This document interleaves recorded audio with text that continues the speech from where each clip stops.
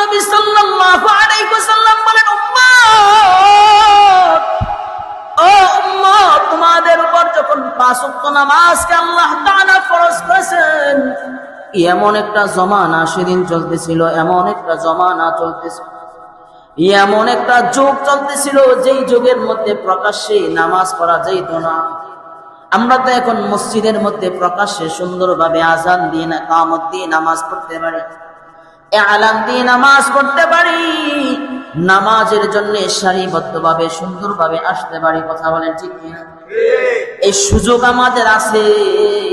এরপরও এমন একদল মুসলমান আছে যারা নামাজ পড়তে আসে না। কথা বলেন ঠিক কিনা? এত ব্যবস্থা থাকা সত্ত্বেও এমন মুসলমান আছে যারা নামাজ পড়তে আসে। এত সুন্দর মসজিদ তখনকার জমানায় ছিল না, এত সুন্দর মাইকের ব্যবস্থাও ছিল না, এত সুন্দর কার্পেটের ব্যবস্থাও ছিল না, এত সুন্দর টাইলসের ব্যবস্থাও ছিল না, এত সুন্দর রাস্তার ব্যবস্থাও ছিল না, এত সম্পদওয়ালা লোক জমিনের মধ্যে ছিল না। কি সুন্দর লাইটিং, কি সুন্দর আলো বাতাস ভোগ করতেছে, তখন কিন্তু এমন সুযোগও ছিল না।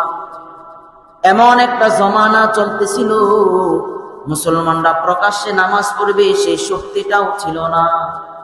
আল্লাহ নবী সাল্লাল্লাহু আলাইহি ওয়াসাল্লাম বলেন, আমি একবার কাবার প্রান্তরে নামাজ আদায় করার জন্য দাঁড়ায় গেলাম। নামাজ আদায় করার জন্য যখন আমি কাবার প্রান্তরে দাঁড়ায় গেলাম, এমন একটা সময় রে, মুসলমানের সংখ্যা ছিল অল্প। নবীর যদি কেউ আঘাত করত, নবীরে কেউ যদি মারত, প্রতিবাদ করার কোন লোক ছিল না, ঠেকানোর জন্য কোন লোক ছিল না। এমন একটা জিন্দেগি চলতেছে, এমন একটা সময় অতিবাহিত হইতেছে। মায়ার নবী বলেন, আল্লাহ তাআলা আমার উপর 5 ওয়াক্ত নামাজ ফরজ করেছেন। ওই নামাজ দিয়ে আসার পর আমি যখন কাবার প্রান্তরে নামাজের মধ্যে দাঁড়ায় গেলাম, নামাজের মধ্যে দাঁড়ানোর পর আমি যখন নামাজে দাঁড়ায় মালিকের কুদরতি কদমে সিজদা লাগাইলাম। আইরে সিজদার কত দাম!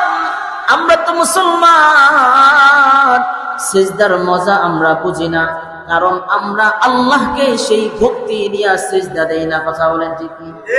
জোরে করে বলেন। আমরা সিজদার মজা বুঝি না, সিজদা যে কি জিনিস এই মজা আমাদের অনুভব হয় না। যদি সেই মজা আমাদের অনুভব হইত, তো আল্লাহ তো 5 ওয়াক্ত নামাজ ফরজ করেছেন মুসলমান। আমরা 5 ওয়াক্ত নামাজ সারাটা সময় মসজিদে অতিবাহিত করতাম। কথা বলেন, যদি সেই সিজদার মজা আমরা বুঝতাম।